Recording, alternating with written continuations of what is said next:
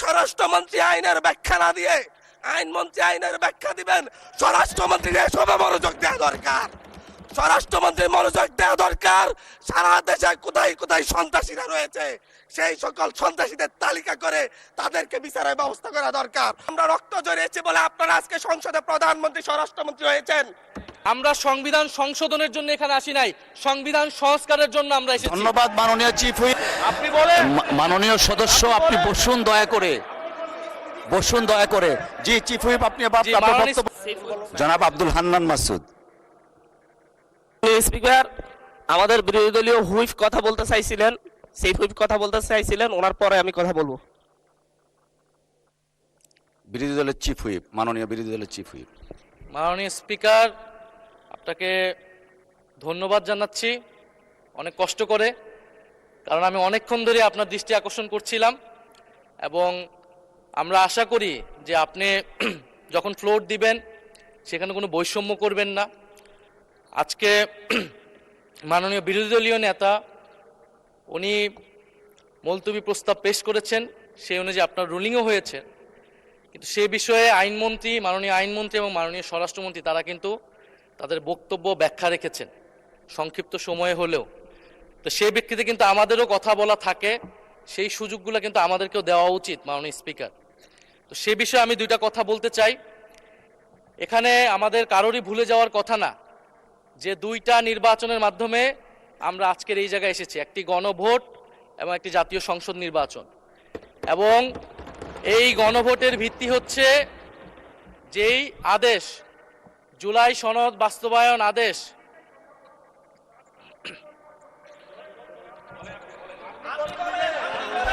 আপনি বলেন। মাননীয় সদস্য আপনি বসুন দয়া করে, বসুন দয়া করে। জি চিফ হুইপ আপনি আপনার বক্তব্য সমাপ্ত করেন। ধন্যবাদ মাননীয় স্পিকার। তাহলে আমরা আর এখানে না থাকি, আমরা তাহলে আর দরকার নেই। মাননীয় চিফ হুইপ আপনার মাইক অন আছে, প্লিজ ডু কন্টিনিউ। মাননীয় স্পিকার, আমাদের বক্তব্যটা হচ্ছে খুবই সুস্পষ্ট, যেখানে বারবার বিভিন্ন বক্তব্যে আমাদের যে গণভোট হয়েছে, গণরায় হয়েছে, গণভোটের আদেশ ছিল, সেই আদেশকে অমান্য করা হচ্ছে, সেই আদেশকে অসাংবিধানিক বলা হয়েছে, যার ভিত্তিতে আমরা এখানে এসেছি সেটাকে মাননীয় অসাংবিধানিক বলা চিফ হচ্ছে। হুইপ আপনার স্পেসিফিক কিছু থাকলে বলেন, আর না হলে স্পেসিফিক ভাবে আপনাকে বলছি। ফ্লোর দেয়া হয়েছে। মাননীয় স্বরাষ্ট্রমন্ত্রী তার বক্তব্যে বলেছেন সংস্কার কমিটি করার প্রস্তাব এনেছেন। ধন্যবাদ, এইটা ম্যাটারটা রিজলভ হয়ে গেছে। এনি এটা বলতেই পারেন না, কারণ আমরা গণভোটের আদেশে গণভোটে অংশগ্রহণ করে সবাই আজকের এই জায়গায় এসেছি। আমরা সংবিধান সংশোধনের জন্য এখানে আসি নাই, সংবিধান সংস্কারের জন্য আমরা এসেছি। ধন্যবাদ মাননীয় চিফ হুইপ। এবং মাননীয় সংসদ সদস্য জনাব হান্নান মাসুদ, আপনি আপনার অসমাপ্ত বক্তব্য সমাপ্ত শুরু করুন। নিয়ে আসতে বলেছেন, সেটার জন্য আমাদের সংবিধান। ধন্যবাদ, ধন্যবাদ মাননীয় চিফ হুইপ। জাতীয় সংসদের মাননীয় সদস্য, নোয়াখালী 6 আসন থেকে নির্বাচিত জনাব আব্দুল হান্নান মাসুদ, আপনি আপনার অসমাপ্ত বক্তব্য সমাপ্ত করুন। ধন্যবাদ মাননীয় স্পিকার। একটু একটু ধৈর্য ধরেন, ওনার বক্তব্যটা শেষ হোক। একটু বসেন, বক্তব্যটা শেষ হোক ওনার। এখানে দাঁড়িয়েছি নিপীড়িত, লাঞ্ছিত, বঞ্চিত মানুষের প্রতিনিধি হয়ে কথা বলতে। আমি এসেছি। ওনার বক্তব্য 6 মিনিট। মাননীয় স্পিকার, আমি বুঝতে পারছি না সময়গুলো কিভাবে বন্টন করা হয়। সরকার দলের হলো 8 মিনিট, বিরোধী দলের হলো 6 মিনিট, এভাবে তো কথা বলতে পারবো না। মাননীয় স্পিকার, পাশাপাশি আমি এই সংসদের সর্বকনিষ্ঠ এমপি, বাংলাদেশের ইতিহাসের সর্বকনিষ্ঠ এমপি। আমি এখানে দাঁড়িয়ে আপনারা যে জেনজির কথা বলেন, সেই জেনজির প্রতিনিধি হয়ে আমি সংসদে কথা বলতে আসছি। আপনি যদি বলেন যে জেনজিরা কি চাই, আমি বলছি জেনজিরা 72-এর সংবিধান আর চাই না। আপনি যদি বলেন জেনজিরা কি চাই, আমি বলতে এসেছি জেনজিরা এটাই চাই, স্বাধীনতার 30 বছর পরে জন্ম নিয়ে আমার মতো যারা সন্তানরা রয়েছে তারা কেন ভোটাধিকার পাই নাই, তার জবাব চাই। আমরা তো স্বাধীন বাংলাদেশে জন্ম নিয়েছি মাননীয় স্পিকার। আমাদের কি ভুল ছিল? আমরা তো নতুন মানচিত্র পেয়েছি, আমরা তো নতুন পতাকা পেয়েছি, আমরা নতুন সীমানা পেয়েছি। আমাদের পূর্বপুরুষরা 1971 সালে রক্ত দিয়ে আমাদের জন্য একটি নিরাপদ বাংলাদেশ গড়তে চেয়েছেন। কিন্তু আমরা কি সেই নিরাপদ বাংলাদেশ পেয়েছি? আমরা কি সেই নতুন বাংলাদেশ পেয়েছি? আমরা তো সেই নতুন বাংলাদেশ মাননীয় স্পিকার পাই নাই। ৭১-এ ৩০ লক্ষ মানুষ শহীদ হয়েছে, জীবন দিয়েছে, তাদের পরবর্তী সন্তানরা যেন নিরাপদ বাংলাদেশে ভোটাধিকার পায়, যেন রক্ষী বাহিনী না হয়, যেন ভোটাধিকার পায়, যেন আবার দুর্ভিক্ষ না হয়। কিন্তু আমরা কি দেখেছি? আমরা দেখেছি বাংলাদেশে দুর্ভিক্ষ হয়েছে। 19৭৩ সালে ভোট চুরি হয়েছে। আমরা দেখেছি তার পরবর্তী সময়ে শহীদ প্রেসিডেন্ট জিয়াউর রহমান বাংলাদেশকে অর্থনৈতিকভাবে, রাজনৈতিকভাবে, গণতান্ত্রিকভাবে বাংলাদেশকে পুনরুদ্ধার করার জন্য উনি অটল ভূমিকা রেখেছেন। উনি আমার দ্বীপ হাতিয়াতে 3 বার গিয়েছেন। আমি যেদিকে তাকিয়েছি, আমার এই বেড়িবাঁধ কে করে দিয়েছে? মেজর জিয়াউর রহমান। আমার এই খালকে খনন করে দিয়ে গেছে মেজর জিয়াউর রহমান। তারপরে এরশাদ এসেছে, বেগম জিয়া এসেছেন। বেগম জিয়া আমার হাতিয়াতে 3 থেকে 4 বার গিয়েছেন। কিন্তু তারপর আমার হাতিয়ার ওই অঞ্চলের নদী ভাঙ্গন রোধ হয় নাই। ওই অঞ্চলের লক্ষ লক্ষ মানুষ ঘরবাড়িহীন ভাবে পড়ে আছে। আমি এই ইলেকশনে ভোট ডাকাতি দেখেছি। আমার গাড়ি বহরে হামলা করা হয়েছে। আমি কি এই ইলেকশনের জন্য নিজের রক্ত জড়িয়েছি? আমি আজকে স্বরাষ্ট্রমন্ত্রী আছেন, মাননীয় প্রধানমন্ত্রী আছেন, আমি এখানে প্রশ্ন করি, আমি কি রক্ত জড়িয়েছি? আমরা রক্ত জড়িয়েছি বলে আপনারা আজকে সংসদে প্রধানমন্ত্রী, স্বরাষ্ট্রমন্ত্রী হয়েছেন। নগদ নিয়ে এলো হার না মানা হার অফার। সর্বনিম্ন 10,000 টাকা রেমিটেন্স নগদে পাঠালে থাকছে স্বর্ণের হার জেতার সুযোগ।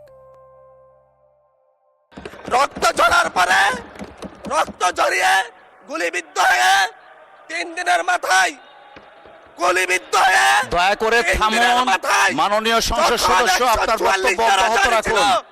144 ধারার মধ্যে আবার নিজেই গুলিবিদ্ধ পা নিয়ে বের হয়ে গিয়ে সংবাদ সম্মেলন করে বলেছি আবার রাস্তায় নামুন, হাসিনা পতন হতে হবে। আমরা বলেছি নতুন বাংলাদেশ দিব। আমরা নতুন বাংলাদেশ আবার প্রতারণার রাজনীতি দেখতে চাই না, প্রবঞ্চনার রাজনীতি দেখতে চাই না। যেই গণভোটের পক্ষে আমাদের মাননীয় প্রধানমন্ত্রী প্রচারণা চালিয়েছেন, যে আদেশের পক্ষে মাননীয় সরকার দলীয় সংসদ সদস্যরা প্রচারণা চালিয়েছেন, আজকে এখানে এসে কেন এটা নিয়ে আবার দীর্ঘ আলোচনা হতে হবে? আমরা 90-এর গণঅভ্যুত্থানের কথা বলে যাই নাই। 3 জোটের রূপরেখা হয়েছে, বাংলাদেশ গণতান্ত্রিক ভাবে উত্তীর্ণ হবে কথা দেওয়া হয়েছিল। কিন্তু 94 সালের মাগুরার নির্বাচন কারা আয়োজন করেছিল? কারা 94 সালে মাগুরার নির্বাচন আয়োজন করেছিল? আজকে আবার এই সংসদে দাঁড়িয়ে আবার এমন একটা ব্যবস্থা নিয়ে যাচ্ছেন, আরেকবার যে মাগুরার নির্বাচন আয়োজন করবেন না, এর নিশ্চয় দেখিয়ে দিবে। আমি আমার সবচাইতে কম বয়সী প্রার্থী হিসেবে নিজের প্রার্থীটা জমা দিয়ে এলাকায় গিয়েছি প্রচারণা করতে। 3 বার হামলা শিকার হতে হয়েছে। আমি সংসদ সদস্য হিসেবে এলাকায় গিয়েছি, সেই জায়গায় আমার উপর হামলা করেছে, সরাসরি ভিডিওতে দেখা গিয়েছে। দেশীয় অস্ত্র নিয়ে আমাকে কোপাতে আসা হয়েছে। তারা কারা? ওরা তো তারাই যাদের প্রত্যেকের হাতে বিএনপি দলীয় নেতা কর্মীদের রক্ত লেগে আছে, প্রাণ লেগে আছে। এই বিশ্বাসঘাতকতা মাননীয় স্পিকার, এই রাষ্ট্র আর সইবে না। আপনারাও সইতে পারবেন না। বিশ্বাসঘাতকতার মূল্য এই দেশে আবার দিতে হবে আপনাদেরকে। আপনারা যারা আপনাদের ভাইদের রক্ত জড়িয়েছে, খুন করেছে, খুনের মামলা আছে, তাদেরকে আবার পুনর্বাসিত করে আমাদেরকে খুন করার জন্য লেলিয়ে দিচ্ছেন। চট্টগ্রাম থেকে এক সাংগঠনিক নেতাকে পাঠিয়েছে অস্ত্র সহ আমাদের লোকজনের উপর হামলা করতে। ভোটের দিন সকালবেলা থেকে প্রত্যেকটা ভোট কেন্দ্রে অস্ত্র দিয়ে মহড়া দিয়েছে। 30টা ভোট কেন্দ্রে এনসিপির প্রার্থী, বিএনপি 2 জন বিদ্রোহী প্রার্থী সহ কারো এজেন্টকে ঢুকতে দেওয়া হয় নাই। এটার জন্য কি আমরা আমাদের রক্ত জড়িয়েছি?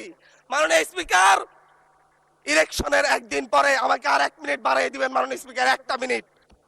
মাননীয় স্পিকার, ইলেকশনের পর দিন এক নারী অভিযোগ করেছেন, এক নিরীহ নারী, ওনাকে ধর্ষণ করা হয়েছে শুধুমাত্র শাপলাগড়িতে ভোট দেওয়ার কারণে। 1 ঘন্টার মধ্যে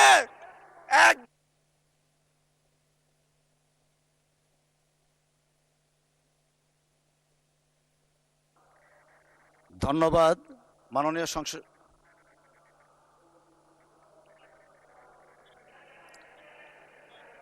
আচ্ছা ঠিক আছে, 1 মিনিটের মধ্যে সংক্ষিপ্ত শেষ করবেন, 1 মিনিট। মাননীয় স্পিকার, একজন ভুক্তভোগী নারী অভিযোগ করেছে ওনাকে ধর্ষণ করা হয়েছে শাপলাবলিতে ভোট দেওয়ার কারণে। সার্কেল এসপি 1 ঘন্টার মধ্যে বলেছে এই ধরনের কোনো ঘটনা ঘটে নাই। আজকে 42 দিন পার হয়েছে, এখনো ডিএনএ রিপোর্ট আসে নাই। মামলা নিতে 3 দিন দেরি হয়েছে। আর সিভিল সার্জন অফিস তদন্ত কমিটি করে দিয়েছে, তদন্ত কমিটির রিপোর্ট জমা দিয়েছে, ভুক্তভোগী নারী জানে না তার তদন্ত রিপোর্ট কি এসেছে। এই ভয়াবহ পরিবেশ তৈরি কারা করছে? আমার মনে হয় স্বরাষ্ট্রমন্ত্রী আইনের ব্যাখ্যা না দিয়ে, আইনমন্ত্রী আইনের ব্যাখ্যা দিবেন, স্বরাষ্ট্রমন্ত্রীর এসবে মনোযোগ দেওয়া দরকার। স্বরাষ্ট্রমন্ত্রীর মনোযোগ দেওয়া দরকার। সারা দেশে কোথায় কোথায় সন্ত্রাসীরা রয়েছে সেই সকল সন্ত্রাসীদের তালিকা করে তাদেরকে বিচারের ব্যবস্থা করা দরকার। স্বরাষ্ট্রমন্ত্রীর উচিত যত ধন্যবাদ মাননীয় বিএনপি দলীয় সদস্য। নেতাকর্মীরা হত্যার শিকার হয়েছে